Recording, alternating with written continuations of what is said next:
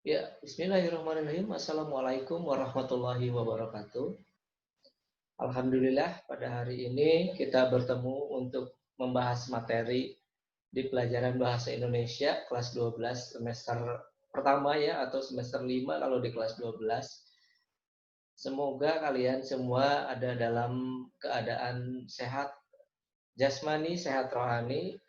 Kita melanjutkan materi yang pada hari ini akan membahas tentang surat lamaran pekerjaan.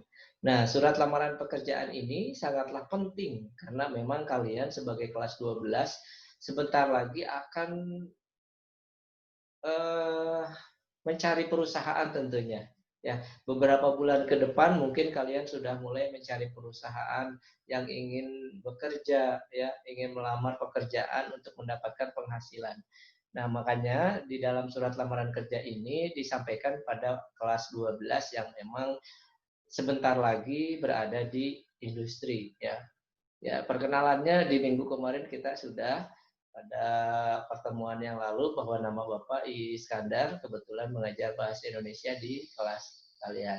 Baik, kita lanjut ke materi pembelajaran ya tentang surat lamaran pekerjaan. Sebelum ke materi pembelajaran, silahkan kalian siapkan dulu buku catatannya. Nanti apapun yang kalian lihat, yang kalian dengar, silakan dicatat di buku catatan supaya nanti untuk menghafal, membaca, dan bukti bahwa kalian sudah belajar. Ya, silahkan disiapkan dulu buku catatannya.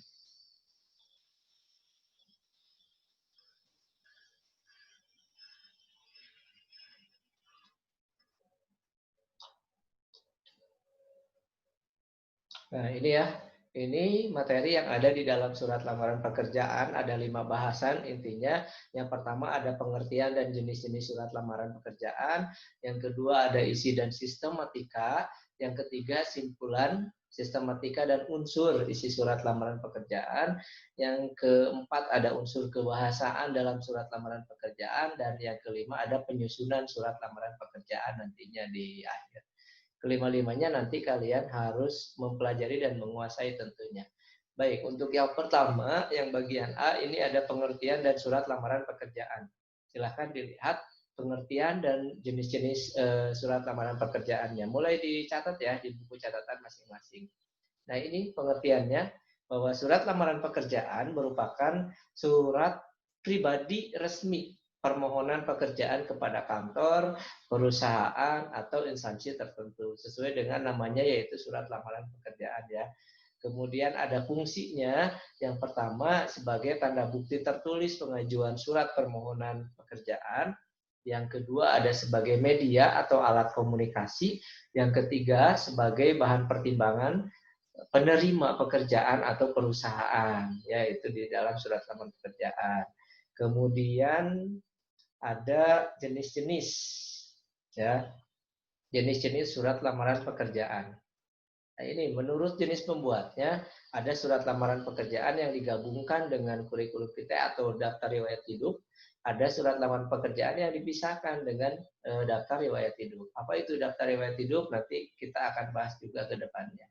Kemudian jenis berdasarkan sumber informasi lowongan pekerjaan, ada yang pertama surat lamaran pekerjaan berdasarkan iklan di media cetak ya, di koran, di majalah dan sebagainya. Yang kedua, surat lamaran pekerjaan berdasarkan informasi dari media audio, radio ya, atau dari media atau mungkin dari internet ya kalau zaman sekarang.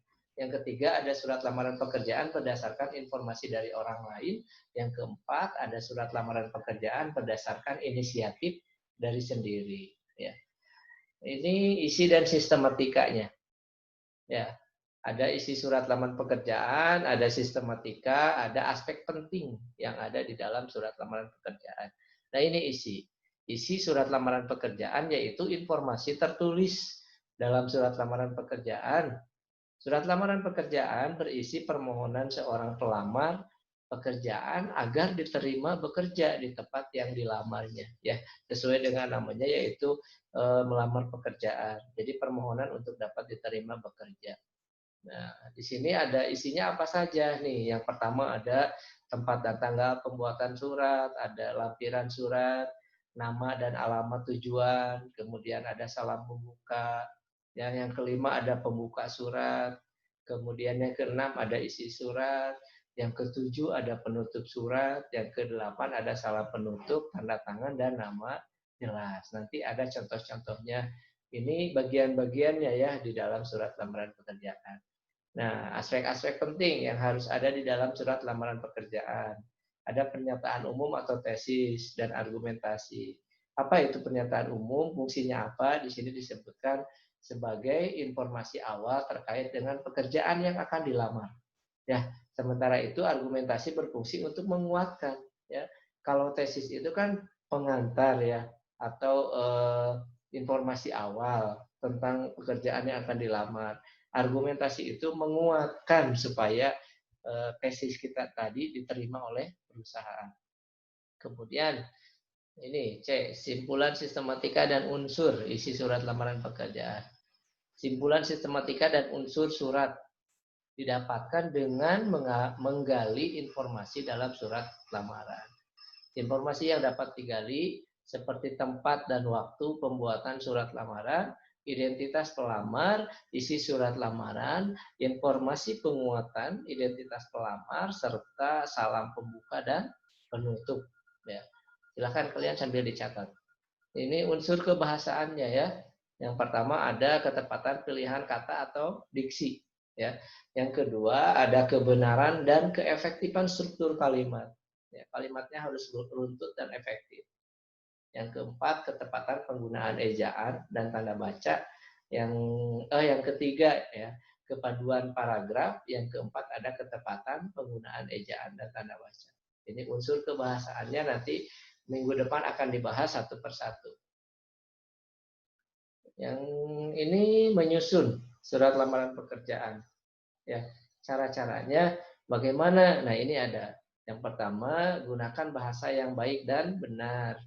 Yang kedua, tulislah dengan kalimat singkat, padat, dan jelas. Yang ketiga, tulislah secara manual menggunakan tulisan tangan. Ya, tulisan tangan itu memang sekarang lebih dihargai daripada diketik. Mengapa? Karena tulisan tangan itu lebih mewakili atau menggambarkan siapa itu penulisnya. Ya, ya dari kerapihan, dari tanda baca dan sebagainya akan bisa dilihat. Yang keempat, perhatikan kebersihan surat lamaran kerja. Betul, karena surat lamaran kerja itu merupakan wakil dari kita ya. Kalau surat lamaran kerjanya bersih, maka perusahaan pun akan terkesan dan tergambar bahwa oh yang melamar pekerjaannya ternyata tertib, teratur, bersih, rapi dan sebagainya. Ya. Kemudian yang kelima, isi secara jelas data diri dan informasi tentang diri Anda yang dilampirkan. Lampirkan dokumen-dokumen pendukung, misalnya sertifikat ya, sertifikat PKL, kemarin pernah PKL, sertifikatnya bisa dilampirkan, bisa termasuk dengan lampiran-lampiran apa yang diminta syarat-syaratnya oleh perusahaan. Misalnya ada SKCK, kemudian ada surat kelakuan baik ya tadi ya, kemudian ada surat tanda pencari kerja dari Disnaker, ada pas foto, KTP dan sebagainya itu dilampirkan.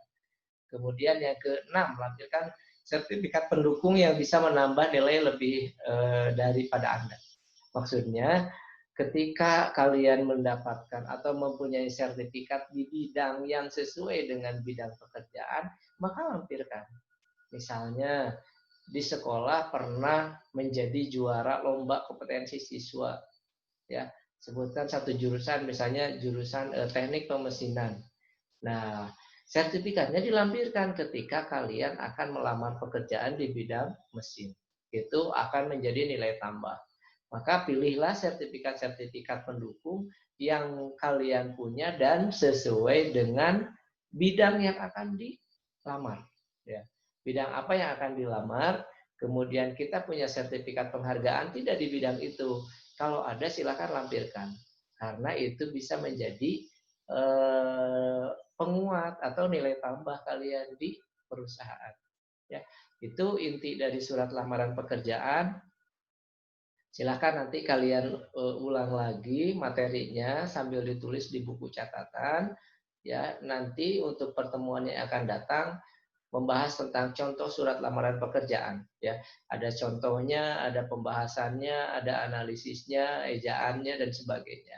Jadi untuk hari ini pengantar tentang surat lamaran pekerjaan, silahkan kalian catat di buku catatannya dan nanti hasilnya dilaporkan sebagai bukti bahwa kalian sudah belajar pada hari ini. Ya, itu saja untuk materi hari ini. Jika ada hal-hal yang mau ditanyakan, silahkan ditanyakan baik itu di grup WA kelas ataupun di grup Google Classroom juga silahkan ditanyakan. Ya, sekian untuk hari ini, pertemuan untuk hari ini. Bapak akhiri, wassalamualaikum warahmatullahi wabarakatuh.